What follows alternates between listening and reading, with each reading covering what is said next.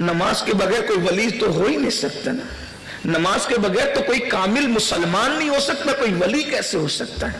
یہ اور بات ہے کہ آج کل جس کو آپ ولی بناتے ہیں پھر وہ نشہ بھی کرتا ہے, وہ چرس بھی پیتا ہے, وہ 10 انگلیوں میں انگوٹھی بھی پہنتا ہے, وہ گالی بھی دیتا ہے, وہ بھنگ بھی کھاتا ہے. آپ نے جس کو ولی بنایا تو جیسے آپ ہے ولایت دینے والے ویسے ولایت لینے والا ہے, لیکن جس کو اللہ ولی بناتا ہے تو اس کا قدم بھی سنت رسول کے خلاف نہیں ہوتا.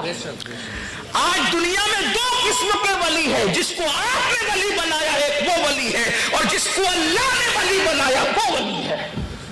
ہم آپ کے بنائے ہوئے کسی ولی کو نہیں مانتے, ہم تو اہل سنت اسی کو ولی مانتے جس کو اللہ ولی بناتا ہے, اور جس کو اللہ ولی بناتا ہے وہ کبھی نشہ نہیں کرتا. قبرستان میں ولی نشہ کرے گا تو قوم کیا کرے گی؟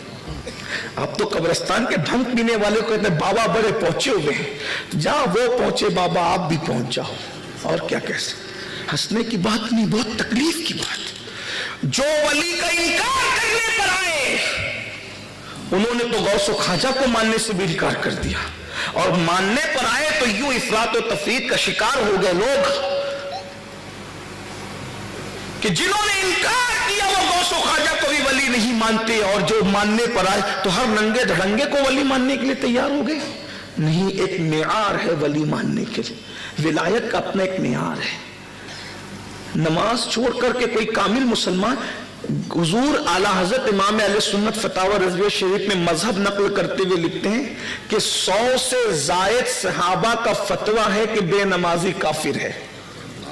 اگرچہ ہم حنفی ہونے کی وجہ سے اس کی تعویل کرتے ہیں, بے نمازی کو ڈائریکٹ کافر نہیں کہتے, مگر مجھے ڈر لگتا ہے. اور وہ کس کا ہے؟ عبداللہ ابن مسعود جیسے صحابی نے بے نمازی کو کافر کہا, فاروق اعظم جیسی ہستی نے بے نمازی کو کافر کہا. صحابہ کہتے ہیں کہ رسول اللہ کے دور میں ہم جو نماز پڑھتا تھا اس کو مسلمان سمجھتے تھے, اور جو نماز نہیں پڑھتا تھا ہم اس کو مسلمان نہیں سمجھتے تھے. یہ تو نماز کی بات ہوگی. جو باجماعت نماز نہیں پڑھتا تھا ہم اس کو منافق سمجھتے تھے. غور فرمائیے, صحابہ کا معیار یہ. تو میرے بھائی, جب ہم نماز چھوڑ کر صحابہ کے پاس اپنا ایمان ثابت نہیں کر سکتے تو نماز چھوڑ کر ہم اللہ کی بارگاہ میں اپنا ایمان کیا ثابت کر پائے؟ اگرچہ میں پھر کہہ رہا ہوں کہ میں حنفی ہوں, ہم تعویل کرتے ہیں, ان کی باتوں کی تعویل کرتے ہیں, ان کی اقوال کی تعویل کرتے ہیں. من ترک الصلاۃ متعمدا فقد کفر کی تعویل کرتے ہیں, اس لیے کہ ہمارے امام اعظم ابو حنیفہ بچانا چاہتے ہیں. مگر ایک بات